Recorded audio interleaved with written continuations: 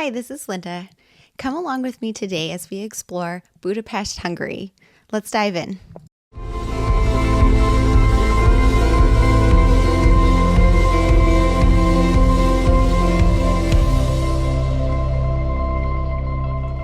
Before I head to Budapest, I am going to set up my journal a little bit at home because I'm not going to bring everything with me. If you want to see a little bit more about what I packed, I shared that in my Berlin vlog because that was the first stop in my European vacation. So let's go ahead and dive into planning Budapest.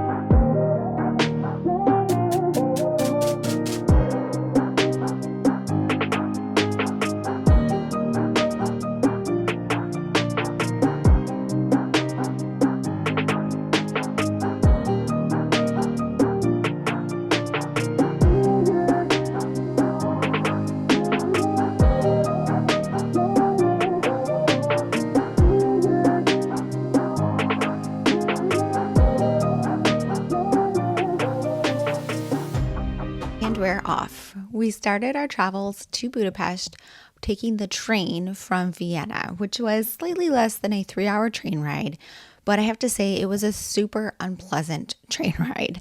While the train itself was kind of, roomy and comfortable, it was so old and the air conditioning didn't work and the window wouldn't open and it was so hot. So it was not a fun train ride. But then we arrived in Budapest and checked into our hotel. This is our beautiful hotel in the lobby, and it was just beautiful.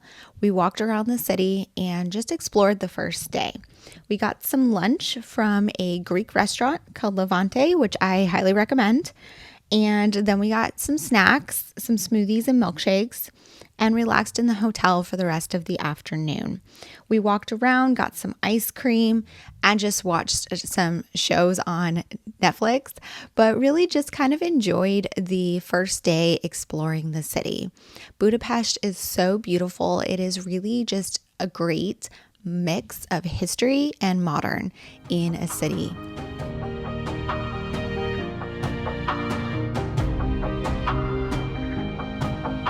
On day 2, we got up early to beat the heat and the crowds, and you can see it really worked. You can see how there's pretty much no one out, even though it wasn't that early. I want to say maybe like 8 a.m. And we got walking to go do some sightseeing. Our first stop was Fisherman's Bastion across on the Buda side. So we had to walk across the bridge, and wow, was it gorgeous.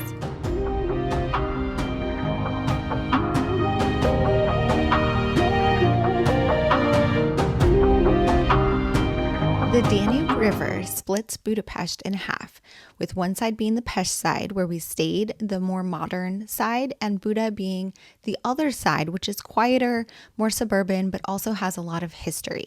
Buda is also full of hills, so we started by walking up a pretty tall hill to get to Fisherman's Bastion. It was a little bit of a rough hike, but it was well worth it.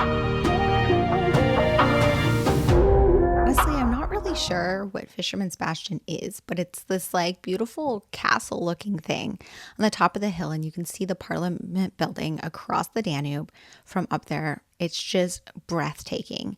There were lots of people there already when we arrived taking photos. It seems like a very common professional photo place, but it was so fun to see and really lucky to get there early.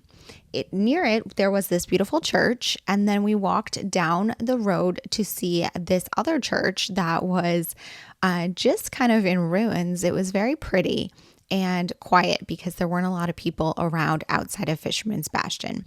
We headed back to Fisherman's Bastion to head down the hill, and we got some breakfast before heading back across the river.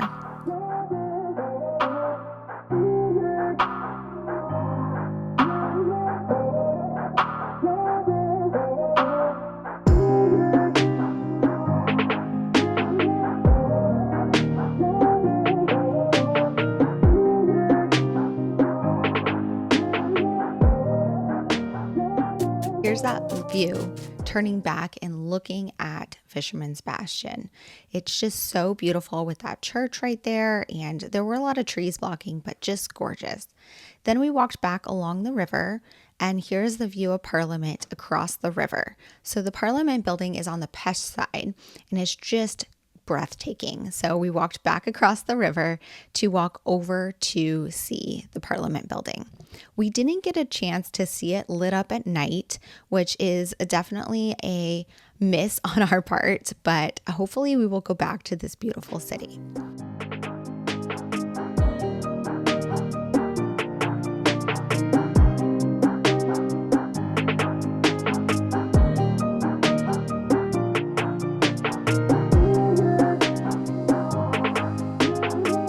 We stopped along the Danube to see the World War II Memorial for the Holocaust, and there are these shoes that are right along the Danube River, and it's just, I don't know, people mention this as one of the things that you really have to see, and I agree you should see it, but this is just such a gorgeous city. There's so much to see. But I did love seeing all of the rich Jewish history that was present in Budapest. More so than seeing the shoes, I really loved seeing the Jewish district, which I will share a little bit of later. First, we are going to go to the Parliament building. We didn't go in, but we did take a look around and we watched the outside of it and saw just the gorgeous architecture that this building had.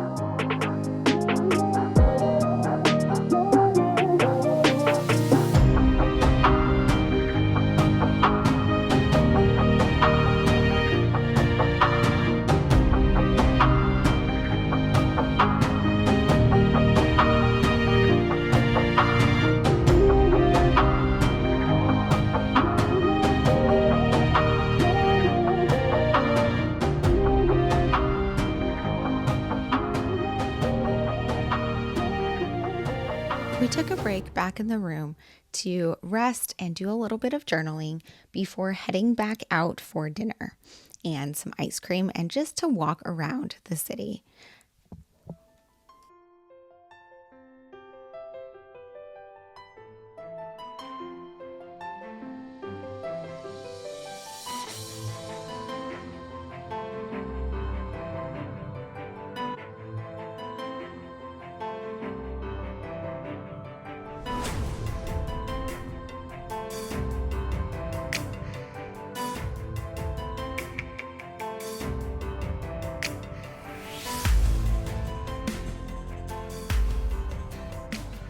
Unfortunately, I didn't catch a lot of footage, but we walked around the Jewish quarter and saw the beautiful Dohani synagogue and the World War II memorial that they had in the synagogue, as well as some of the other sites that there were to see.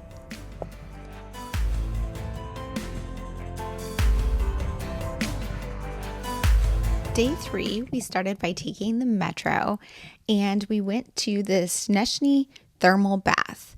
It got crowded pretty early, but we enjoyed being able to just kind of explore, soak in the bath, and enjoy some sun and relaxation in the middle of our sightseeing vacation. Once we decided to leave, we decided to walk back to the hotel, which wasn't too far, but we were able to see quite a few beautiful sights on the way. That's the outside of the bath. And then there was this just like random castle we came across, which I think is my favorite part about Budapest is you can just wander the city and there will always be something worth seeing. Here we went to see the Millennial Emily, I don't know what it's called, but it was in scaffolding, so that was a fail. And we headed back to the hotel to rest. We had originally planned to go tour the Dhani synagogue that afternoon. The day before was a Saturday, so they did not have tours and we had just walked past it. If you want to visit Budapest, I highly recommend not visiting on a Saturday because the Jewish quarters are really worth seeing, and they were closed on Saturdays for worship. But, however, we decided against going in the synagogue because the ticket prices were pretty high and we were kind of tired. So instead, we found this arcade, which was a pinball arcade, and we were able to just kind of explore and see all of the games, play the games, and just wander around the city a little bit more, which is something I love to do while traveling.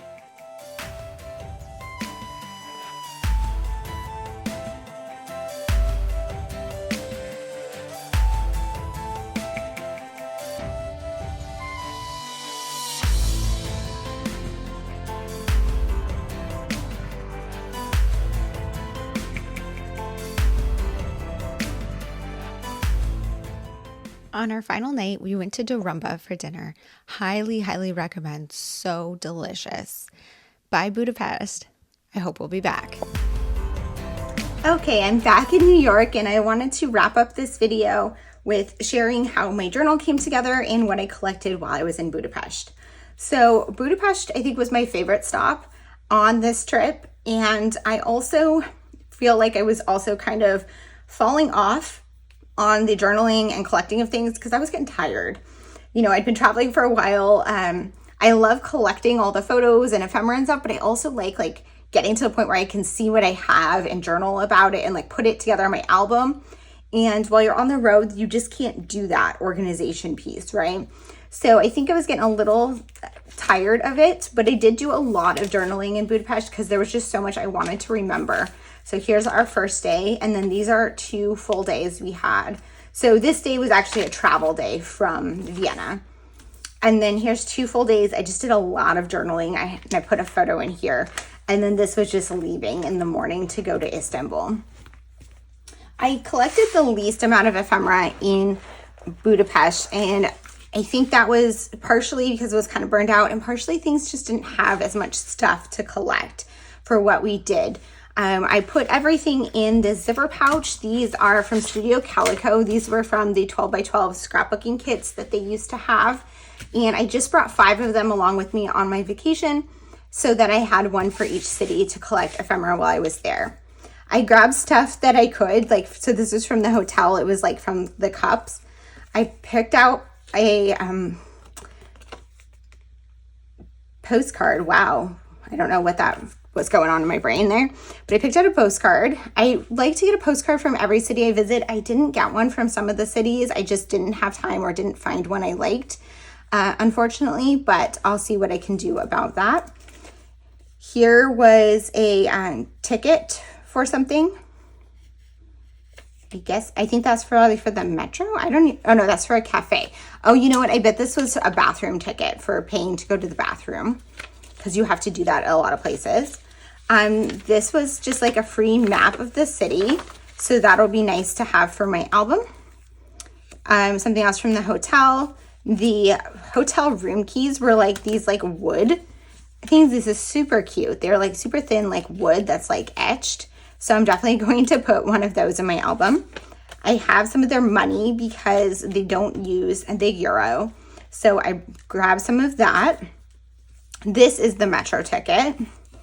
This was of business cards from one of the restaurants we went to. I just grabbed a few of them. More from an ice cream shop. Another postcard that I purchased. They picked out 2. And this was from the Flipper Museum we went to. So I grabbed their flyer and our wristbands. That's another one's business card, again from our hotel. So there just wasn't as much to collect here, but I still got some pretty good stuff, and I'll be excited to use this in my album. I talked more about that in my Berlin traveling document with me video, but I'm planning on putting together a 10 by 8 album to document this entire adventure. Thank you guys so much for being here. If you have any questions or comments, please leave them down below. And as always, I hope to see you guys all in the next one. Thanks. Bye.